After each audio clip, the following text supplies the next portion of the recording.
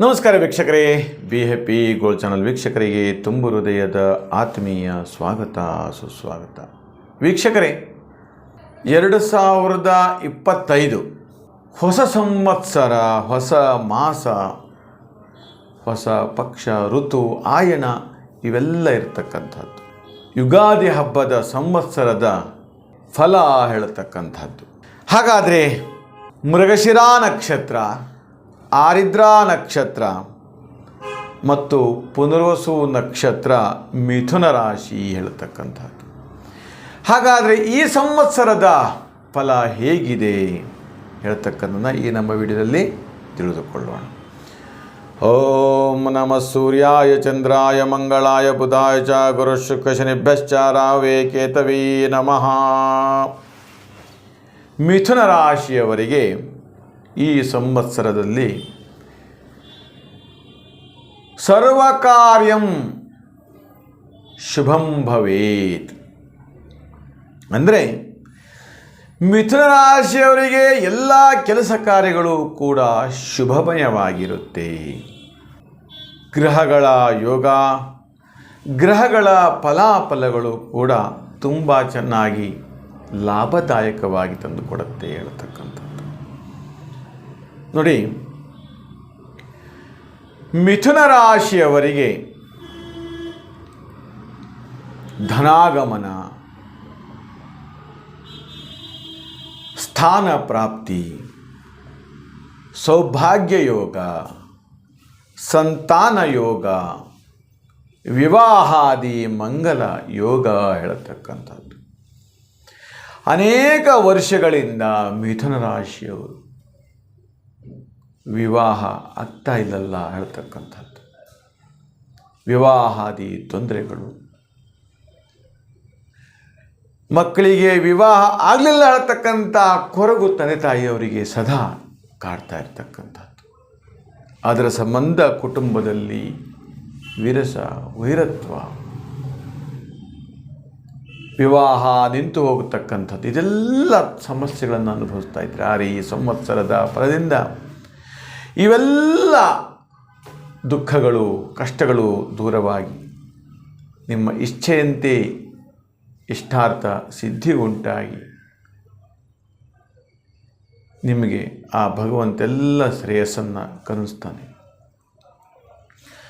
ಹಾಗೆ ಮಿಥುನ ರಾಶಿಯವರಿಗೆ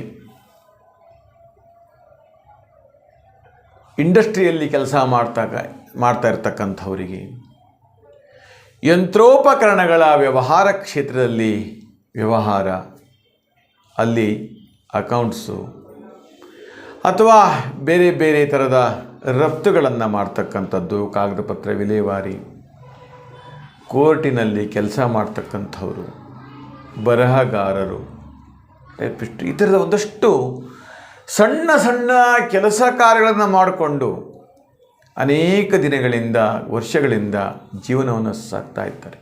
ಅಂಥವರಿಗೆ ಈ ವರ್ಷ ಸಂವತ್ಸರದ ಮಿಥುನ ರಾಶಿಯವರಿಗೆ ತುಂಬಾ ಧನಾಗಮನ ಉಂಟಾಗತ್ತೆ. ನಿಮ್ಮ ಜೀವನದಲ್ಲಿಯೂ ಕೂಡ ಒಂದು ದಿನ ಉತ್ತುಂಗಕ್ಕೆ ಎತ್ತರವಾಗಿ ಬೆಳೆಯುವಂತಹ ಒಂದು ಅದ್ಭುತ ಯೋಗ.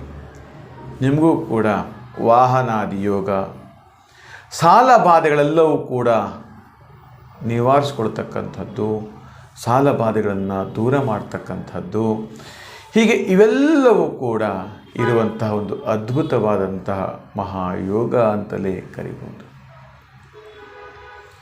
ಹಾಗೆ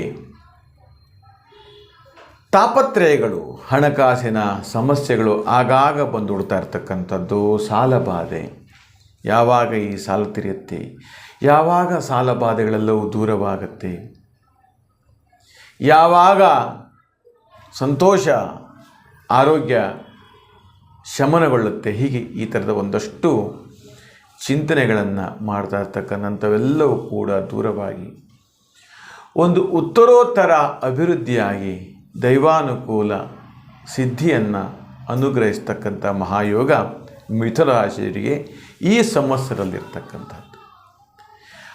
ಹಾಗೆ ಕಾಂಟ್ರಾಕ್ಟ್ ಸಂಬಂಧಪಟ್ಟಂಥದ್ದು, ನಿಮಗೆ ಸರ್ಕಾರಗಳಿಂದ ಹಣ ಬರಬೇಕು, ಸರ್ಕಾರದಿಂದ ಯಾವುದೋ ಒಂದು ಕೆಲಸ ಕಾರ್ಯಗಳನ್ನು ಮಾಡಿ ಹಣ ನಿಮಗೆ ಸಿಗಬೇಕು, ಎಲ್ಲೋ ಹಣ ಬರುವಂಥದ್ದು ಲೇಟ್ ಆಗ್ತಾ ಇದೆ, ಯಾರೋ ಒಬ್ಬರು ಮೇಲಧಿಕಾರಿಗಳಿಂದ ಕಿರಿಕಿರಿ ಕೊಡ್ತಾ ಇದ್ದಾರೆ, ತೊಂದರೆಗಳು ಕೊಡ್ತಾ, ಅದೆಲ್ಲವೂ ಕೂಡ ಈ ಸಂವತ್ಸರದಲ್ಲಿ ನಿಮಗೆಲ್ಲವೂ ಕೂಡ ದೂರವಾಗುತ್ತೆ ಹೇಳ್ತಕ್ಕಂಥದ್ದು.